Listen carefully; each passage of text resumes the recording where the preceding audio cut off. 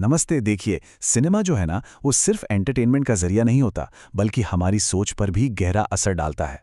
तो आज हम एक हालिया फिल्म को एक केस स्टडी की तरह देखेंगे और ये समझने की कोशिश करेंगे कि मीडिया के संदेशों को कैसे डिकोड किया जा सकता है। तो अपनी पूरी बात हम इन 5 हिस्सों में करेंगे। सबसे पहले ये जानने की कोशिश करेंगे कि ये असल में एक फिल्म है या फिर एक विज्ञापन। फिर देखेंगे कि दर्शकों पर असर डालने के लिए कौन सी रणनीति अपनाई गई हैं। हम कहानी का फैक्ट चेक भी करेंगे, इसके पीछे के मनोविज्ञान को समझेंगे और आखिर में एक सजग दर्शक कैसे बना जाए, इस पर बात करेंगे। तो चलिए शुरू करते हैं। इस पूरे विश्लेषण का जो सबसे बड़ा और बुनियादी सवाल है वो यही है, क्या ये फिल्म सिर्फ मनोरंजन के लिए बनी है या फिर इसका मकसद कुछ और है, जैसे कि एक सोचा समझा राजनीतिक विज्ञापन। ये इस विश्लेषण का आप कह सकते हैं कि मुख्य तर्क है। स्रोत का मानना है कि ये फिल्म एंटरटेनमेंट के पर्दे के पीछे असर में एक राजनीतिक पार्टी का अब तक का सबसे महंगा चुनावी विज्ञापन है, जिसमें बस एक इंटरवल डाल दिया गया है।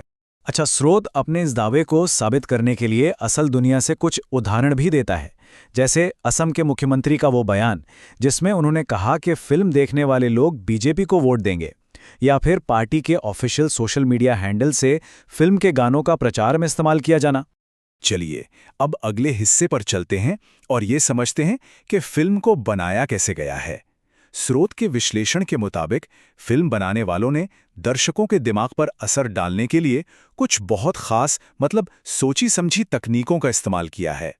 तो स्रोत का तर्क ये है कि फिल्म की शुरुआत में जो डिस्क्लेमर आता है ना कि ये कहानी सच्ची घटनाओं से प्रेरित है, वो असल में एक लीगल चीट कोड की तरह काम करता है। मतलब एक तरह से सच और फिक्शन के बीच की जो लाइन है उसे जानबूझकर धुंधला कर दिया जाता है, खासकर तब जब फिल्म में असली लोगों के नाम और असली फुटेज का इस्तेमाल हो रहा हो। इस विश्लेषण में एक और बड़ी दिलचस्प तकनीक का जिक्र है, इमोशनल प्राइमिंग। अब इसका क्या मतलब है? इसका मतलब है कि आपको कोई तर्क देने से पहले आपके मन में एक खास इमोशन, एक खास भावना पैदा कर दी जाती है। स्रोत की ये उपमा इमोशनल प्राइमिंग को बड़े अच्छे से समझाती है। विश्लेषण के मुताबिक फिल्म में एक सीन खास तौर पर दुश्मनी और गुस्से की भावना जगाने के लिए बनाया गया है, ताकि उसके बाद जो मैसेज दिया जाए उसे लोग आसानी से मान लें। अब एक और तकनीक को देखते हैं जिससे स्रोत विलेन वैलिडेशन का नाम देता है। इसमें होता क्या है कि कहानी का जो विलेन है, जो खलनायक है, वही हीरो की तारीफ करने लगता है।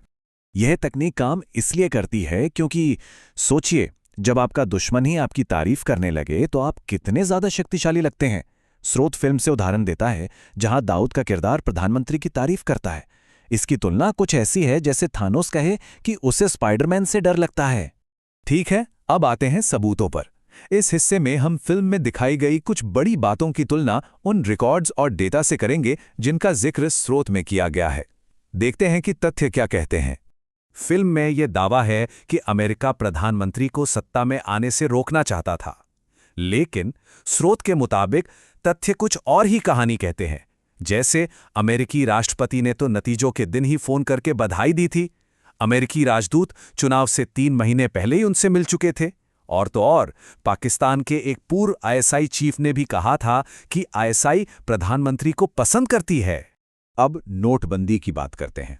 फिल्म और असलियत में यहां एक बहुत बड़ा अंतर दिखता है। फिल्म कहती है कि यह पाकिस्तान से आ रहे 60,000 करोड़ के नकली नोटों को रोकने के लिए किया गया, जबकि स्रोत के अनुसार आरबीआई का डेटा बताता है कि उस साल सिर्फ 43 करोड़ रुपए के नकली नोट पकड़े गए थे।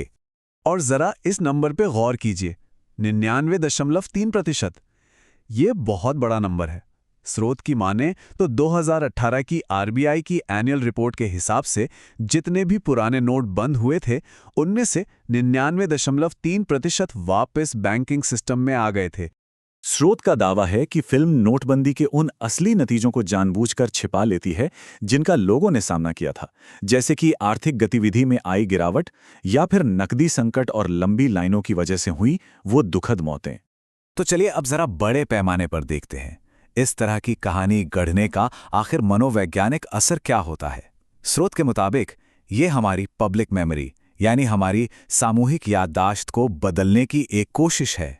विश्लेषण में इसके लिए गैसलाइटिंग शब्द का इस्तेमाल हुआ है।